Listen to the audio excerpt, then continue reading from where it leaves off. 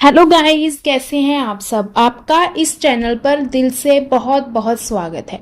तो आज हम इस वीडियो में बात करने वाले हैं डिफरेंट स्टॉक्स की, मतलब डिफरेंट न्यूज आ रही है डिफरेंट स्टॉक और सेक्टर के बारे में। आज हम इस वीडियो में उस सारी न्यूज को कवर करने वाले हैं कि किस स्टॉक में किस सेक्टर में क्या न्यूज आ रही है। तो सबसे पहले हम बात करते हैं अमेरिकन बाजार के बारे में कि अमेरिकन मार्केट में क्या चल रहा है।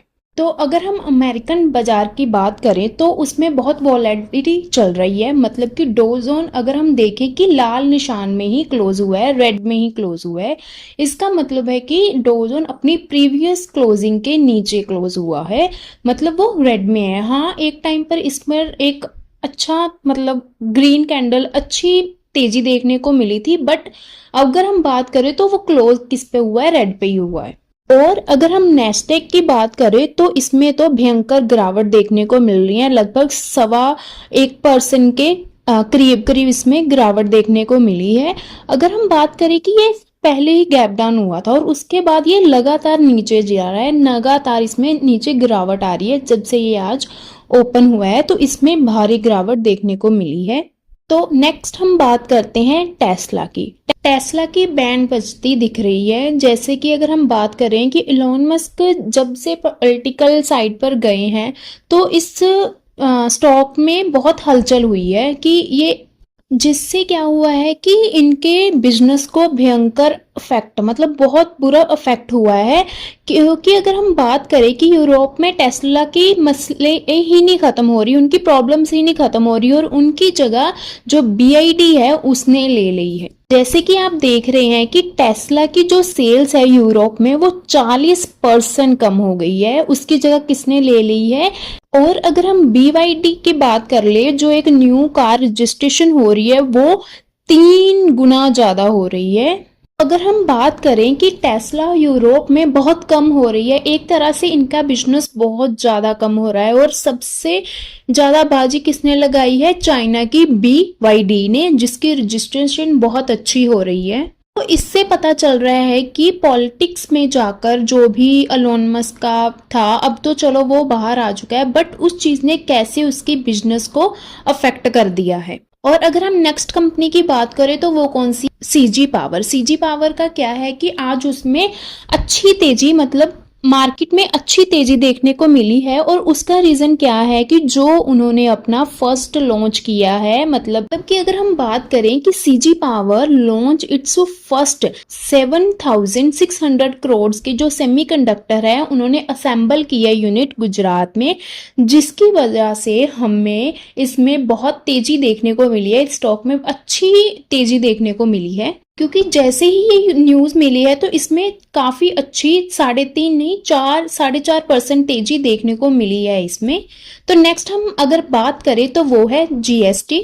तो जीएसटी के चलते अगर हम बात करें कि जो एविएशन सेक्टर है ना, उसमें हमें एक बैड न्यूज देखने को मिली है। बैड न्यूज की अगर हम बात करें कि वो क्या है, क्योंकि जीएसटी के चलते, जैसे कि आपको पता ही है कि जीएसटी के रेट्स में चेंज होने वाला है, तो उसके चलते क्या हुआ है कि एविएशन सेक्टर में जो प्रीमियम एयर ट्रेवल है वो क्या हो गया है, वो ट्रैवल काफी महंगा होने वाला है, कॉस्टली होने वाला है। क्योंकि गवर्नमेंट यहाँ पर प्लान कर रही है कि अगर कोई बिजनेस क्लास का टिकट करवाता है तो उससे यहाँ पर 18% का जीएसटी पे करना पड़ेगा, उस पर 18% जीएसटी लगेगी। एक तरह से देखा जाए तो ये अच्छी बात है कि जो अमीर लोग हैं उनसे ये जीएसटी अगर हम टैक्स करें तो ले सकते हैं। प्रीमियम ट्रैवल है, बिजनेस क्लास है, वो महंगी होती देखने को मिल सकती है। नेक्स्ट अगर हम बात करें तो वो है ग्रो। अगर हम बात करें कि इस टाइम की जो डीमेट वाली कंपनी है, जो डीमेट अकाउंट्स की है, वो नंबर 1 पर कौन सी है, ग्रो ही है। पहले अगर देखा जाए तो जरोदा देखने को मिल जाती थी, बट अब कौन सी है, ग्रो है। अगर हम ग्रो की बात करें तो वो अब मार्केट से दूर नहीं है, वो मार्केट में लिस्ट हो सकता है, उसका आईपीओ भी लॉन्च हो सकता है। क्योंकि जो सेबी ने जो भी आईपीओ के रिलेटेड पेपर्स थे, ग्रो के रिलेटेड जो भी आईपीओ के रिलेटेड पेपर्स होते हैं उन्हें यहाँ पर अप्रूव कर दिया है, वो यहाँ पर अप्रूव कर दिए हैं। तो इससे क्या होगा कि वो एक मार्केट में भी अब पार्टिसिपेट कर सकता है, मार्केट में भी उसका शेयर लॉन्च हो सकता है, मतलब आईपीओ आ सकता है।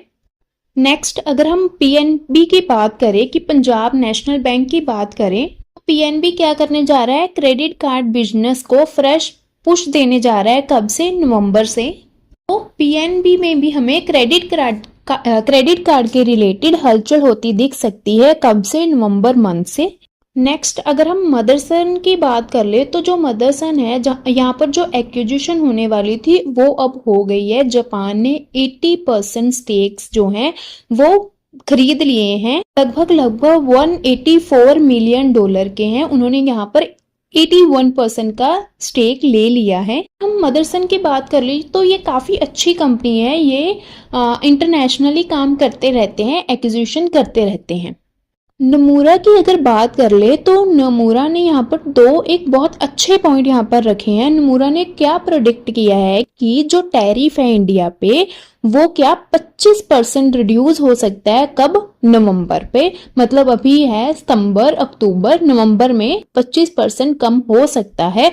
और सेकंड चीज उन्होंने क्या की है कि उन्होंने ये प्रेडिक्ट किया है कि ये एक्सपेक्टेड है जो 2 रेट कट हमें मिल सकते हैं, देखने को मिल सकते हैं। और अगर रेट कट की बात करें तो 1 अक्टूबर में, 1 दिसंबर में हमें रेट कट देखने को मिल सकते हैं। ऐसा नमूरा का प्रेडिक्शन है, वो प्रेडिक्ट कर रहे हैं कि ऐसा हो सकता है।